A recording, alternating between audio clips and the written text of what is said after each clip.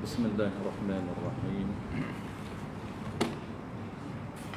الحمد لله الذي أرسل رسوله بالهدى ودين الحق ليظهره على الدين كله ولو كره الكافرون. أشهد أن لا إله إلا الله وحده لا شريك له وأشهد أن محمدا عبده ورسوله صلوات الله وسلامه على هذا النبي الكريم وإمام المتقين وطالب الدعاة المجاهدين وعلى آله وأصحابه أجمعين. اللهم علمنا ما جهلنا وانفعنا بما علمتنا واجعلنا من المخلصين. صلى الله على سيدنا محمد وعلى آله وبارك وسلم والحمد لله رب العالمين. أما بعد.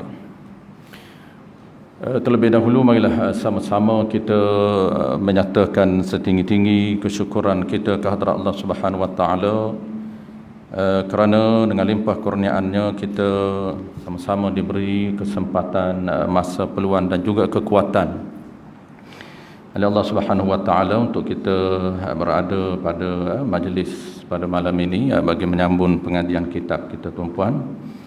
Sepatut kita semalam pun kita ada kuliah oleh kerana saya ada keuzuran, tuan-puan, terpaksa ke Kuantan semalam, ada seminar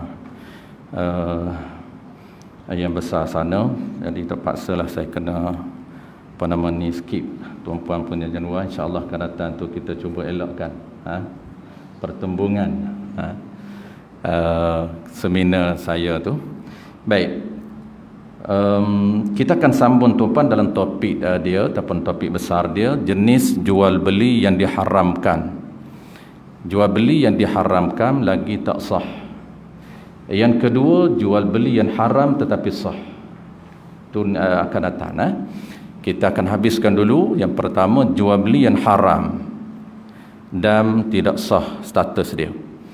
Kita dah tahu tuan-puan, apabila sebut jual beli yang haram dan tak sah, kesan dia ialah bukan semata-mata haram, tetapi kesan dia tidak diberi milik oleh Allah Ta'ala.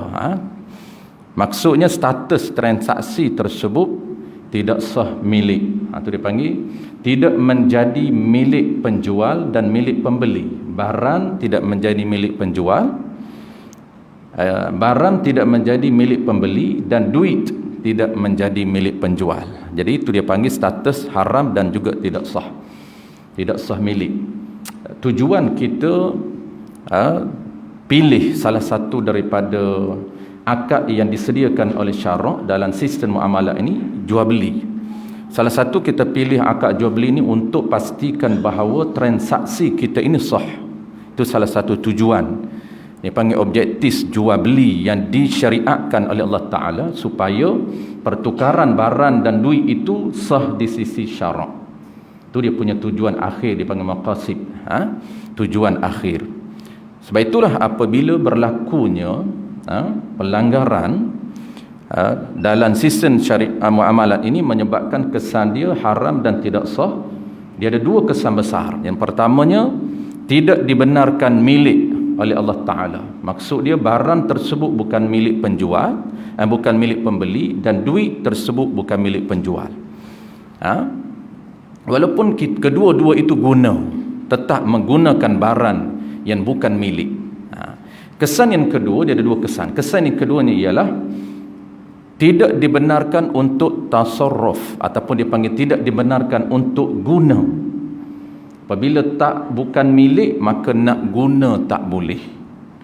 Sama ada guna itu nak makan, nak pakai, ataupun nak hebah kepada orang lain. Itu dia panggil tasarruf bahasa muamalat. Nak hebah, nak hadiah, nak sedekah, nak infak, tidak dibenarkan. Apabila kita dapat duit melalui sistem jual beli, melalui perniagaan kita kumpul banyak-banyak duit tadi, kita nak guna, dia panggil nak tasarruf.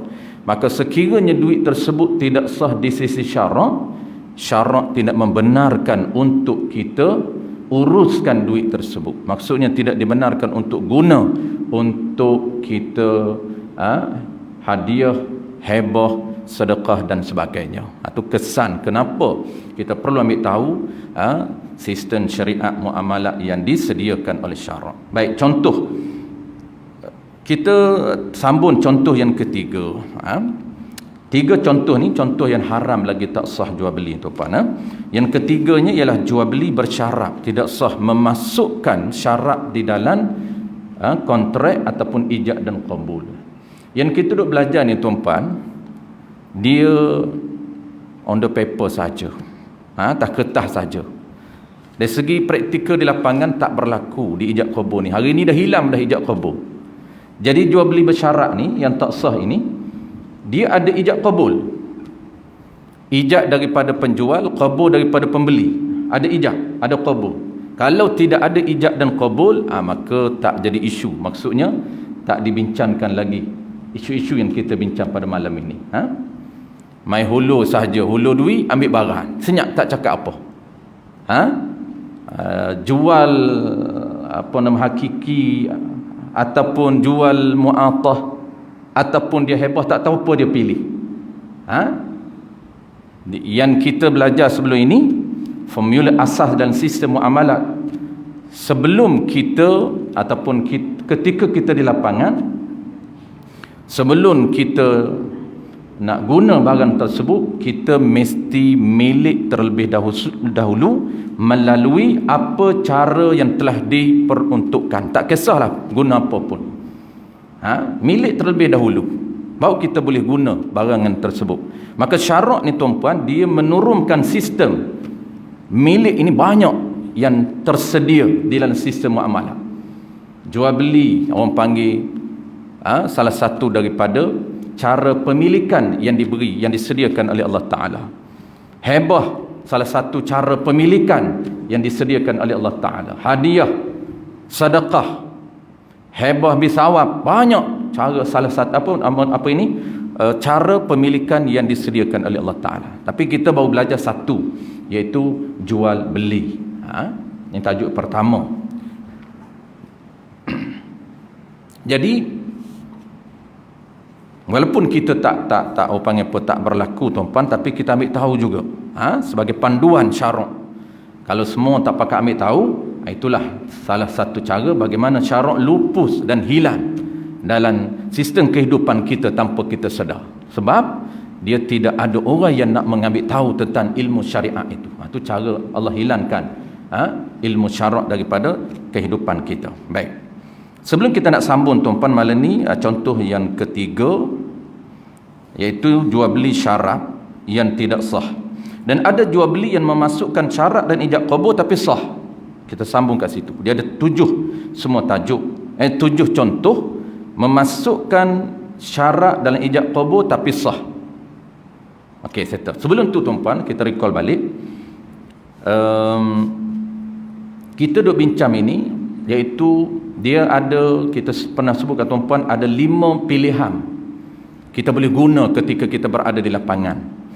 Ketika kita berinteraksi dengan penjual ataupun dengan kawan-kawan kita, maka kita boleh menggunakan mana-mana pilihan akad yang telah disediakan oleh Allah Ta'ala. Kita duk bincang ini, dia panggil akad yang pertama, pilihan pertama, iaitu jual beli yang sebenar, yang lengkap 6 rukun, yang cukup 16 syarat. Dalam kitab kita ini ada 16 syarat, ada 6 rukun. Jadi komplit semua rukun itu dan komplit semua terma dan syarat itu, kita boleh implement akad jual beli yang sebenar. Malam ini kita nak bincang jual beli yang sebenar, tapi ada yang sah, ada yang tak sah. Masukkan syarat dalam ijab qabul, ada yang sah dan ada yang boleh kita masukkan syarat dan ijab qabul yang sah. Okey, sebelum tu tuan-puan, kalau kita tak boleh guna pilihan pertama, kita ada lagi pilihan 4 lagi. Kita dah sebut kat tuan-puan, biasa kita sebut 4 saja. Kalau detail ada 5 pilihan. Contoh selalu kita sebut, ketika kita berada di restoran, 4 pilihan ini boleh guna salah satu daripada 4 ataupun salah satu daripada 5. Pilihan pertama, jual beli yang sebenar. Boleh kita guna jual beli yang sebenar di restoran, di kedai makan. Kalau cukup, kalau tak cukup tak boleh guna. Tak cukup syarat. Maksud dia tak cukup syarat, contohnya kita makan dulu baru kita nak bayar, itu tak boleh guna. Kenapa? Kerana barang dah makan dulu, dah kita ngap dulu, bedal dulu baru bayar, tak boleh guna akad jual beli. Kenapa? Kerana syarat nak guna akad jual beli mesti komplit rukun dia. Belum akad itu ataupun ketika akad itu mesti komplit rukun. Mesti ada penjual, mesti ada pembeli, mesti ada barang. Kita akad itu mesti ada barang. Tapi barang kita dah makan, tak ada barang dalam perut dah, maka tak boleh guna akad jual beli yang sebenar. Sebab kita bedal dulu baru bayar. Yang keempat, rukun keempat, harga, price. Ada duit, kita nak hulur duit, cukup rukun duit, tapi rukun barangnya tak cukup. Ijab dan qabul kita nak guna, satu rukun tak cukup, iaitu barang tidak ada, dipanggil mabik. Apabila tak cukup satu rukun, tuan-tuan, tidak dinamakan jual beli yang sebenar. Tak boleh untuk kita implement jual beli yang sebenar. Tak cukup satu rukun. Dia mesti komplit rukun dia. Baru kita boleh guna pilihan pertama. Apabila tak boleh guna pilihan pertama, ada lagi pilihan yang kita boleh pilih mana-mana satu daripada empat ini. Yang keduanya, jual beli mu'attah. Juga tak boleh. Sebab jual beli mu'attah, kita kena cukup rukun. Cuma rukun yang ke-6 dan yang ke-5 ni ke-6 tak cukup. Dia panggil jual beli yang tidak ada lafaz ijab qabul. Ketika hulur duit dan ketika ambil barang, tidak ada aku jual dan aku beli, iaitu rukun kelima dan rukun keenam. Rukun pertama penjual ada, kedua pembeli ada, yang ketiganya barang mabik ada, yang keempatnya ialah harga, iaitu duit ada. Empat ada. Yang tidak ada ialah ijab dan qabul. Ijab ni sebuah penjual, yang saya jual barang ini dengan harga tersebut. Qabul, saya beli barang ini dengan harga tersebut. Tidak ada. Boleh guna, boleh sekira cukup empat. Tetapi di restoran kita makan dulu tak boleh juga guna bai'ul mu'attah. Bai'ul mu'attah ni mesti taklib, tuan-puan. Dalam mazhab Imam Syafi'i, pilihan yang kedua ini dinamakan bai'ul mu'attah, jual beli tidak ada ijab qabul, sah dalam mazhab kita Al-Imam Syafi'i. Tetapi pendapat lemah yang ditarjih oleh Imam Nawawi, yang ditarjih oleh Al-Imam Mutawalli, yang ditarjih oleh Imam Bughawi. Tiga imam besar ini pendapat lemah dalam mazhab kita. Boleh, tapi kena cukup rukun dia. 4 rukun saja, 2 rukun tak komplit. Pilihan yang ketiga, ini kita boleh guna pilihan ketiga. Pilihan ketiga apa dia, tuan-puan? Jual beli hutang. Bukan jual beli cash, jual beli hutang. Tapi jual beli hutang sama konsep dia, cuma beza dia cash dengan hutang saja. Kena sama. Jangan makan dulu, kena kira dulu, cuma tak bayar on the spot. Kita tangguh setengah jam ataupun sejam. Ini dipanggil jual beli hutang. Kita panggil cashier, kita kata, ban, tolong kira dulu. Dia total semua, dia kata meja ban RM20 semua. Kita akad siap, tapi akad jual beli hutang. Kata saya bayar ataupun saya beli semua ini dengan harga yang tersebut secara hutang. Ataupun nak bagi dia tak terkejut, setengah jam saya bayar. Okeylah. Dia panggil apa? Jual beli hutang. Bukan hutang, beza. Bukan qardi, tapi jual beli hutang. Itu pilihan ketiga. Jangan bertukar dengan hutan. Hutan lain. Jual beli hutan dan hutan lain. Kalau tukar ni, tuan-puan, yang duduk pening tu sampai bila-bila.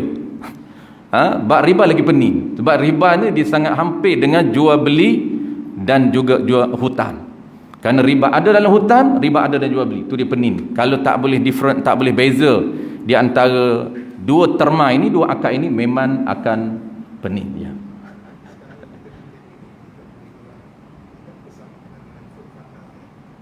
Food Panda aje. Main Food Panda aje. Food Panda tu wakil, bukan dia yang owner. Boleh tak nak akad dengan Food Panda tu? Kalau Food Panda tu diwakilkan oleh owner, tak menjadi isu, dia wakalah boleh. Jadi owner ini sepatut kita akad dengan owner. Kita berjual beli berurusan dengan owner, tapi Food Panda ini dia wakil menghantar saja. Boleh tak kita nak akad dengan Food Panda, nak bayar kat Food Panda? Boleh sekiranya Food Panda itu diwakilkan oleh owner. Sah. Kita bayar dekat Foodpanda sahaja, boleh. Okey, settle. Tu pilihan ketiga. Ada satu pilihan iaitu keempat. Pilihan keempat ni. Pilihan keempat ni lah yang paling mudah tuan-puan untuk buat. Pilihan keempat ni nama dia lah akad hutan. Dalam istilah muamalat dia panggil dhamanun mutlafun. Nama pun kita dah tak familiar dah. Hutan tu masih dengar lagi lah, masih biasa dengar lagi. Hutan dalam istilah terma Arab terma syarak dia panggil qardi. Dia panggil aqdun qardi. Dia panggil akad hutan. Bukan akad jual beli hutan, dia beza. Kalau akad jual beli hutan dia panggil bai'un fi zimmah. Tu akad jual beli hutan. Ada bai'un muayyanun, jual beli cash. Ataupun bai'un ajal dia panggil, jual beli yang cash. Itu nama-nama dalam bahasa syarak. Akad hutan ni tuan-puan ni paling simple. Tak perlu suruh dia kira, tak perlu. Kalau cashier tak nak kira, biasa dia tak nak kira lagi, dia suruh kita makan dulu. Ni paling mudah akad yang keempat, iaitu akad hutan. Tetapi kena ada cara dia. Hutan ini kita boleh milik apa saja, kita boleh berhutan apa saja mal, apa saja harta. Bukan hutan terhad kepada duit saja. Itu orang kita saja hari ni, dunia hari ni. Apabila hutan, duit. Dia jangan hutan kenderaan, jangan hutan makanan, jangan hutan pakaian. Tapi sebenarnya syarak ataupun sistem hutan yang diperkenalkan oleh sistem muamalat kita, dia syarat nak hutan asalkan benda itu malun, benda itu harta, sah hutan. Sah kita hutankan kepada orang lain, dan dia bayar dua cara. Boleh bayar dengan benda yang sama. Maksudnya kalau kita hutan air, boleh bayar dengan air. Hutan makanan boleh bayar dengan makanan. Hutan kenderaan bayar dengan kenderaan. Yang kedua, kita tak nak bayar dengan benda yang sama nilai, tapi kita nak bayar dengan nilai sahaja. Dengan duit boleh, ataupun dengan benda lain yang sama nilai. Kita berhutan air, boleh bayar dengan duit. Kita berhutan air, boleh bayar dengan kuih, boleh bayar dengan harta. Itu dia panggil konsep hutan di dalam sistem muamalah. Hutan duit boleh bayar dengan duit, dan boleh bayar dengan benda lain, boleh. Tuan-puan berhutan duit dengan kawan 10k. Kalaulah owner tu, orang memberi hutan itu benarkan untuk kita bayar dengan aset. Aku tak ada duit, boleh tak aku bayar dengan kenderaan aku? Harta sama 10k. Lalu owner ini ataupun pemberi hutan ini setuju untuk menerima kenderaan dia yang nilai sama dengan hutan, sah. Itu dia panggil konsep qardi hutan. Kita boleh implement di pilihan keempat dalam mazhab kita Syafi'i ketika kita makan di kedai makan. Kita sebelum kita makan, ini formula asas, sebelum kita makan pasti kita milik terlebih dahulu. Milik ini ada dua. Pertama dengan lafaz yang sarih, yang kedua dengan lafaz kinayah. Cara kita nak milik, kita milik barang ini dengan cara hutan. Cara dia lafaz dengan sarih, yang kedua lafaz kinayah. Kinayah ni lafaz sindiran, tak guna hutan. Dan kinayah ini pula ada dua, ada lafaz dan tidak ada lafaz. Tidak ada lafaz niat termasuk dalam kinayah. Niat, macam mana niat? Sebelum dia minum, niat dia, aku milik minuman ini dan makanan ini secara hutan. Kemudian kita akan bayar. Setengah jam lagi kita bayar. Atau nak guna sarih boleh. Nak guna sarih, kita cakap kat cashier, cakap kat owner kedai, kita kata, "Ban, saya hutankan dulu makan dan minum ni. Kamu sekejap lagi saya akan bayar." Bukan jual beli hutan. Hutan. Jual beli hutan kena suruh totalkan dulu. Barulah akad, barulah ijab. Saya beli barang ini semua secara hutan. Tu. Baik, settle tu. Empat pilihan. Baik. Boleh. Saya makan dulu. Boleh. Tapi niat hutan. Bam, saya bedah dulu, Ban. Ngap dulu, tak tahan dah ni, lapar ni. Nak kira, jenuh cashier tak nak datang kira. Lambat suruh kira. Saya ngap dulu lah. Boleh. Sebab itu dia nak ngap benda orang, dia kena nak guna benda orang, dia kena dah kena milik terlebih dahulu. Ini formula asas. Melainkan barang itu ibahah, tak perlu minta izin. Ibahah ni kan kita dah sebut sebelum daripada ni. Ibahah ni iaitu ibahah lidhiyafah. Ibahah lidhiyafah iaitu ketika kita berada sebagai tetamu di rumah orang, tu ibahah lidhiyafah.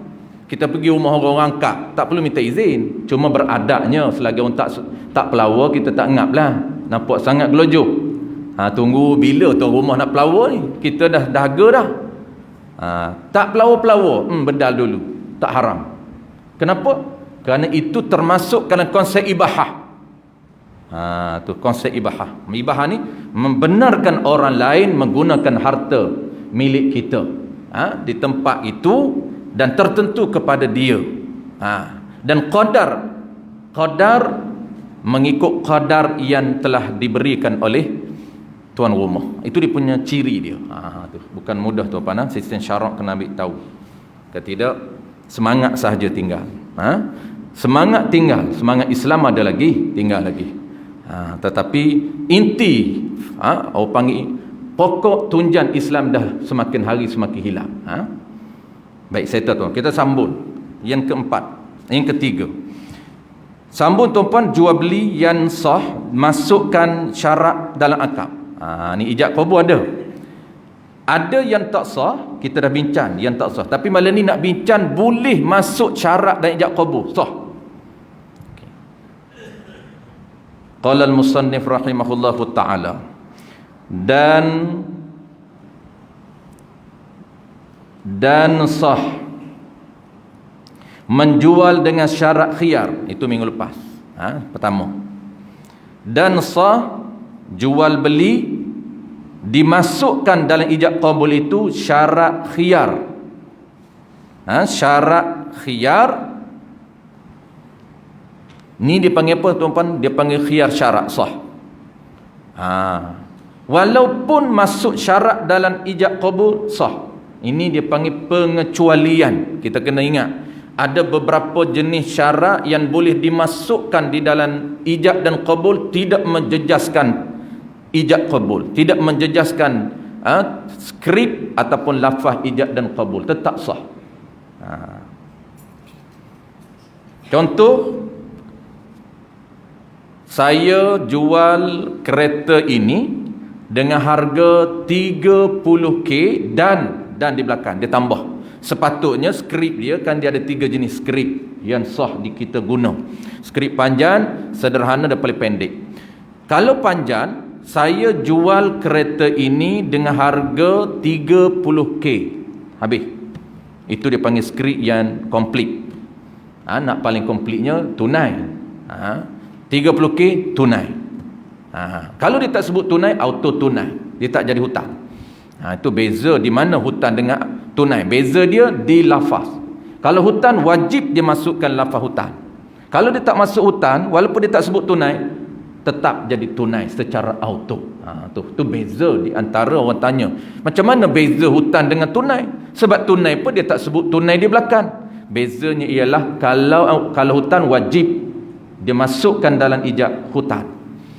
Okey, dia tambah di belakang itu dan saya pilih khiyar syarat 3 hari. Sah. Tambahan itu sah, tidak menjejaskan skrip ijab. Pembeli juga pilih 3 hari. 3 hari itu dia balik guna, dia fikir dibenarkan oleh syarak untuk cancel sebelum 3 hari. Kalau dia pilih khiyar. Pembeli kata saya beli kereta ini dengan harga 30k dan saya pilih khiyar. Kedua-dua memilih khiyar syarat. Khiyar syarat ni juga hari ni tumpan hilang. Jangan orang pilih. Jangan orang pilih khiyar syarat. Baik, sah. Yang kedua, khiyar syarat atau khiyar aid, dua-dua boleh masukkan. Sebenarnya khiyar aid ni tak perlu masukkan sebab dia auto. Apabila berlaku kerosakan barang, boleh dihantar balik. Ataupun memasukkan ataupun memotongkan buah kayu. Jadi kitab kita ni dia point tuan-tuan, dia sangat ringkas. Ataupun memasukkan syarab memotong buah yang berada di pokok. Ni kita dah jelas bulan lepas. Tu. Sambung lagi ni yang ketiga. Dan sah menjual dengan syarat bertangguh dan gadaian. Baik. Yang ketiga, sah jual beli dengan memasukkan syarat tambahan di belakang tu. Dan ijab qabul dia masukkan syarat apa? Dia memasukkan syarat bertangguh. Yang ni syarat hutang, sah. Dan bukan saja sah, memang kalaulah dia nak pilih hutang, kena masuk syarat hutang di belakang. Ini takut kita keliru. Biasa kita belajar secara umum, tak boleh masuk syarat lain syarat. Itu secara umum. Tapi ada beberapa syarat yang boleh dimasukkan dalam ijab qabul yang tidak menjejaskan lafaz ijab, sah. Kalau kita nak pilih jual beli hutang, kena masukkan syarat di belakang, iaitu syarat hutang. Saya jual kereta ini dengan harga 30k, tambah di belakang, secara hutang. Dan ada tambah lagi, dan dam itu perincian kita bagi berapa, kita bagi tangguh berapa tempoh kita bagi hutang kepada dia. Bayaran tu tak apa, tak perlu nyatakan per bulan, tak apa. Bayaran tu kita deal di luar ijab. Tapi yang kena nyatanya, berapa tempoh kita bagi kepada dia. Kalau tempoh hutang kita bagi kepada dia 2 tahun, tempoh 2 tahun kena persetujui. Tetapi secara orang panggil syarat tetap yang mesti nyata dalam ijab ialah hutang. Syarat tambahan mesti dipersetujui bersamanya ialah tempoh hutang. Tempoh hutang. Berapa yang kita benarkan untuk dia, tempoh kepada dia. Tempoh masa 2 tahun kena. Tak boleh kita kata secara hutang, okey sah, tempoh itu terpulang kepada pembeli. Kalau ada duit bayar, tak boleh. Memang 10 tahun pun dia tak akan bayar. Kenapa? Tak ada duit lagi. Sebab dia kata kalau ada duit bayar, tak boleh. Kena ada tempoh. Tapi dalam ijab qabul memadai kita masukkan secara hutang. Tetapi syarat tambahan mesti dipersetujui bersama ialah tempoh. Mesti ada tempoh. Tak ada tempoh tak sah hutang. Baik, settle. Contoh yang ketiga, sah kita masukkan syarat hutang. Yang keempat, dan gadaian. Contoh keempat, dan sah masukkan syarat gadaian dalam akad. Ini tumpuan untuk lebih jelas, lebih orang panggil nampak, kita akan belajar tajuk gadaian, barulah itu lagi jelas. Baru nampak. Masuk syarat gadaian pun juga sah. Asal masuk syarat secara umum tak sah. Tapi dalam isu tertentu boleh ataupun sah dibenarkan oleh syarak untuk kita masukkan syarat gadai. Jual beli barang tersebut dan syarat dia kena gadai harta tertentu. Boleh. Syarat itu tak menjejaskan. Dia gadai ni tuan-puan, rahnun, kita biasa dengar rahnun. Dia gadai ni, rahnun tu dah dia jadi dah branded dah. Dah satu brand. Di sebalik rahnun tu dia panggil tata cara kita tak berapa clear sangat. Kita dah nampak pergi bawa emas boleh duit. Bawa gold bar boleh duit. Bawa barang kemas boleh duit. Gadai boleh duit. Jadi dia hilang makna gadai tu. Sebenarnya tuan-puan, gadai ini sebelum gadai dia kena sah dulu hutang. Jangan tak berhutang tu gadai. Dia asalnya apabila gadai ni berhutang lah. Cuma takut kita tak berapa faham. Duk sebut gadai mas dapat duit, gadai mas dapat duit. Dia tak tahu apa gadah sebenarnya. Gadaian tu. Gadaian ni sebenarnya tuan-puan, asal dia ialah syariat. Gadaian satu syariat yang diperkenalkan oleh syarak. Asal dia apa?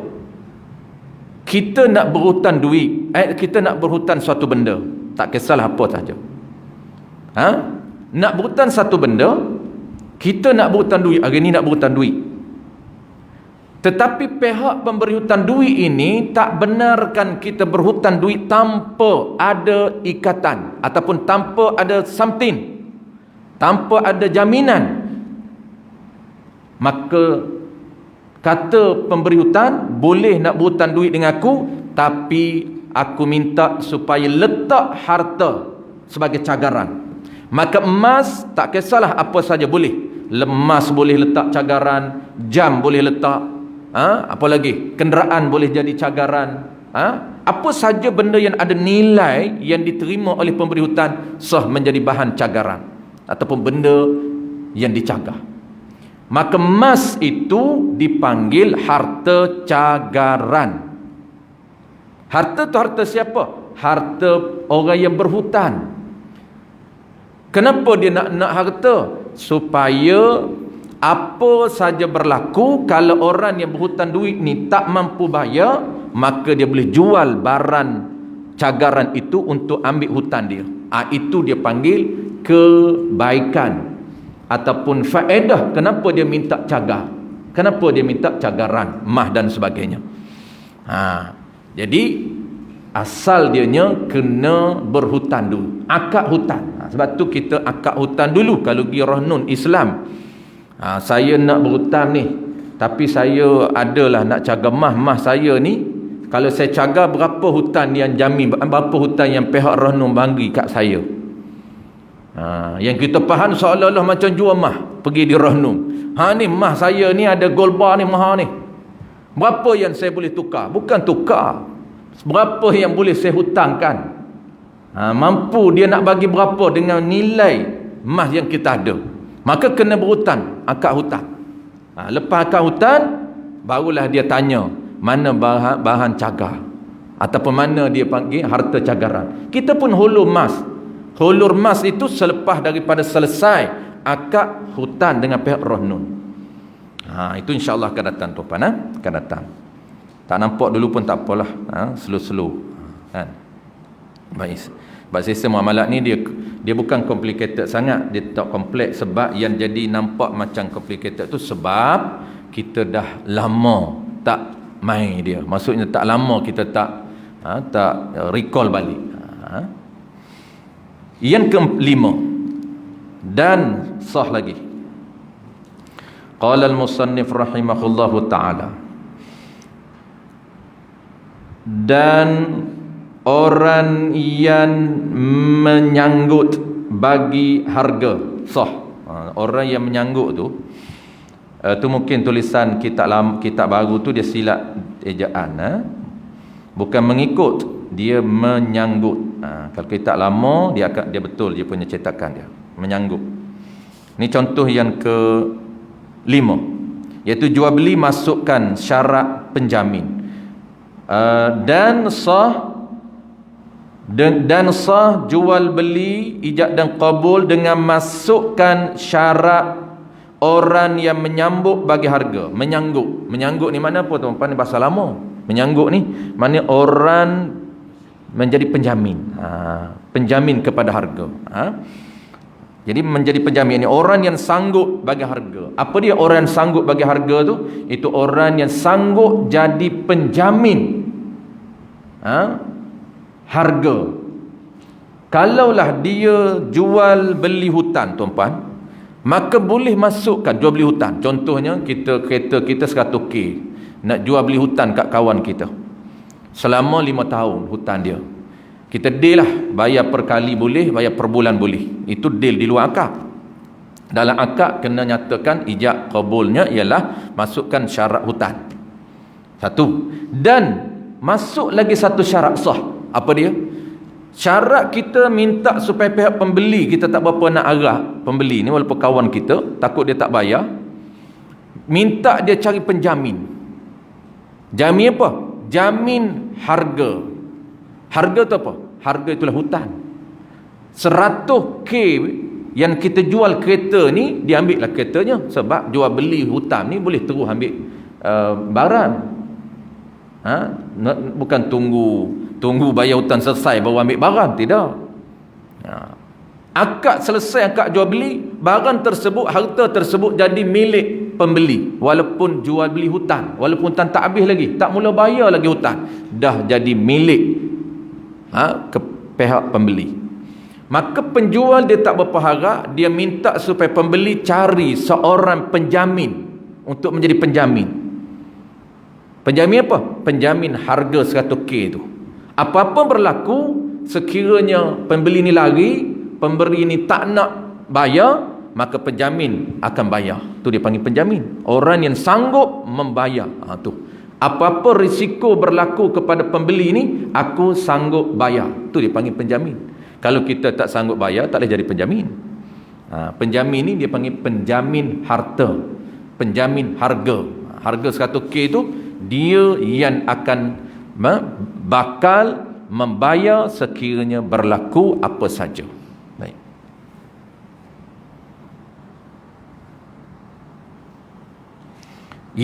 Yang ke seterusnya, yang kelima, yang keenam.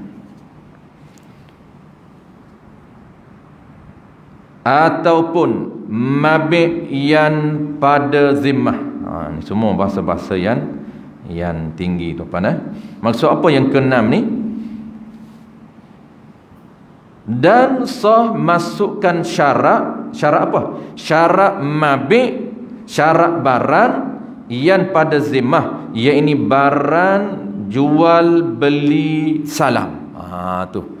Dia panggil jual beli zimmah ini, ada jual beli hutang dan ada jual beli salam. Ni jual beli order. Jual beli order tuan-tuan. Kita ada order, tapi order yang tidak menepati dengan salam. Dalam Islam tuan-tuan, dia ada sistem jual beli order, tapi ada syarat dia. Dalam kitab kita ni ada lebih kurang 7 ke 8 terma dan syarat jual beli order. Boleh kita masukkan, antara syarat kita masukkan jual beli salam ni, dia salam tak sama dengan sistem order yang kita buat hari ni, lain. Kalau salam dalam Islam, jual beli order dalam Islam, dia ada barang yang tertentu sahaja yang dibenarkan untuk akad order. Bukan semua barang, tak. Tu dia kena tengok, pilih barang-barang yang dibenarkan sahaja. Dan syarat wajibnya ialah mesti bayar total, maksudnya secara keseluruhan amount. Kalau harga itu, contoh kita nak order baju kita, baju tu harga dia 200, mesti bayar ke semua 200. Tu dia panggil jual beli salam. Tak boleh bayar separuh. Bayar separuh tak boleh angkat jual beli salam, kena angkat jual beli lain. Kena angkat pilih terma lain. Dan dalam akad itu tuan-tuan, akad salam itu kita boleh masukkan syarat tambahan. Syarat apa dia? Syarat contoh saja. Contoh mabik ni apa dia? Contoh dia, hantar barang di rumah aku. Boleh masukkan. Siap tempoh ini sebulan, hari kejadian, hari siap itu minta hantar di rumah saya. Boleh. Tak menjejaskan akad salam. Tu dia panggil sah masukkan akad barang pada jual beli order. Detailnya tuan-tuan kita akan masuk tajuk dia spesifik lah. Ini secara umum saja. Dalam topik yang ketiga dalam kitab kita ni. Topik ketiga dia ada jual beli salam. Bukan yang ketiga, yang kelima. Kelima jual beli salam, lambat lagi tuan-tuan. Jual beli order. Baik.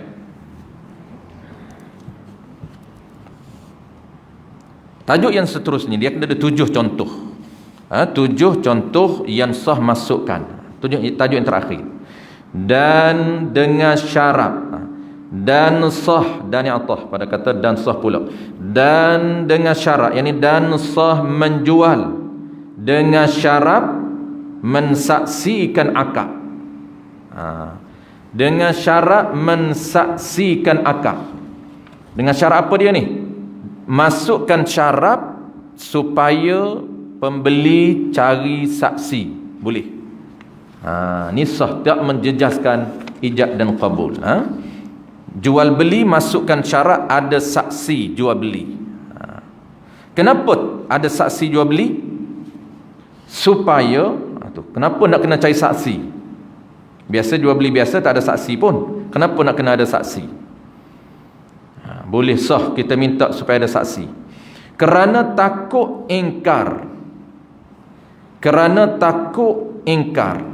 Takut ingkar tentang jumlah harga yang dihutang. Ni biasanya juga tuan berlaku pada jual beli hutang. Jual beli hutang, kenapa nak kena kenapa sah kalau pihak penjual minta saksi, sah pihak penjual minta penjamin, supaya tak berlaku pertelingkahan berkaitan dengan harga.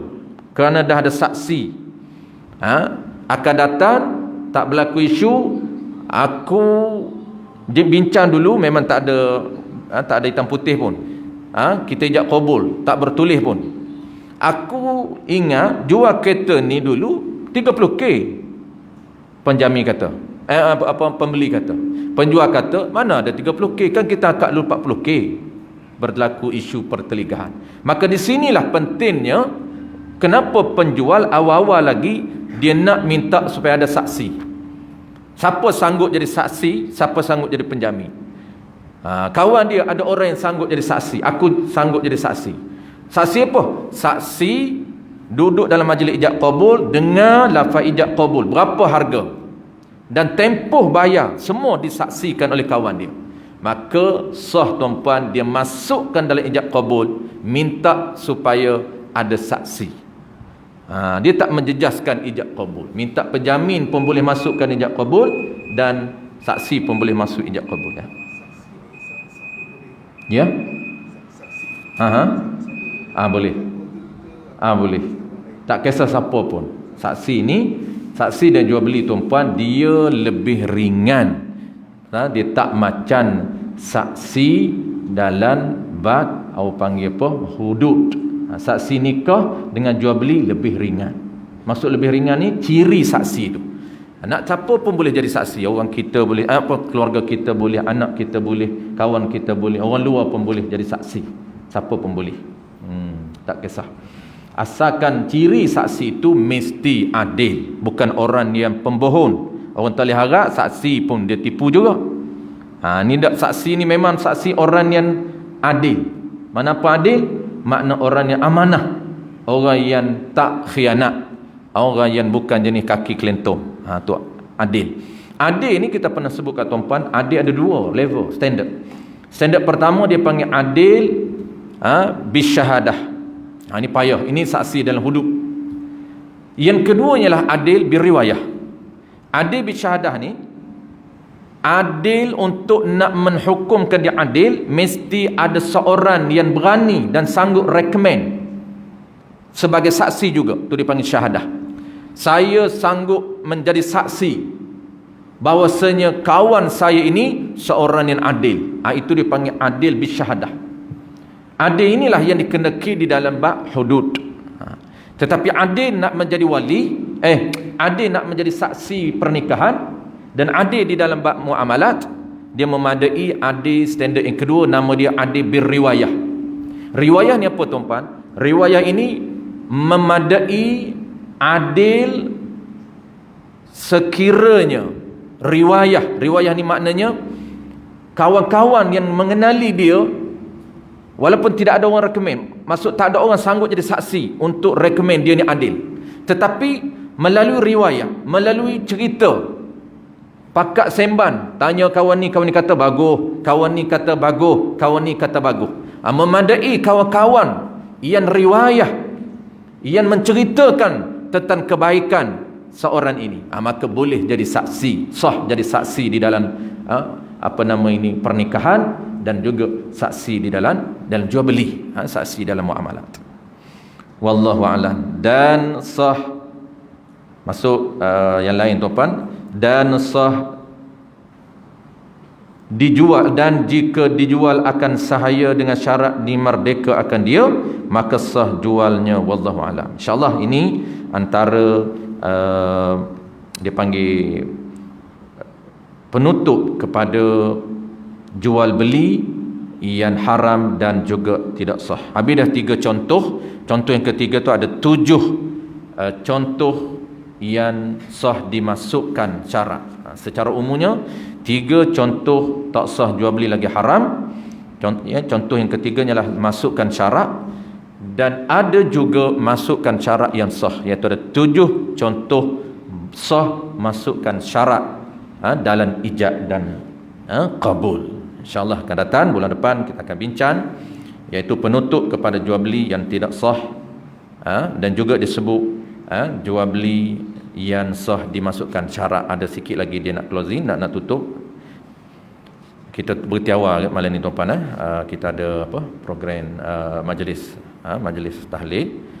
InsyaAllah kalau ada sebaran soalan kita akan tangguh bulan depan insyaAllah tuan-tuan, bawa ke bulan depan. Kalau ingatlah, kalau tak ingat tu kita cerita lain. Wallahu a'lam. Bismillahirrahmanirrahim. Alhamdulillahirabbil alamin. Wassalatu wassalamu ala asyrafil anbiya'i wal mursalin wa ala alihi wa ashabihi ajma'in. Allahumma faqihna fid din wa 'allimna at-ta'wil waj'alna minal ulama'il 'amilin waj'alna minal mukhlisin. Wa sallallahu ala sayyidina Muhammad wa ala alihi wa baraka wa sallam walhamdulillahi rabbil alamin.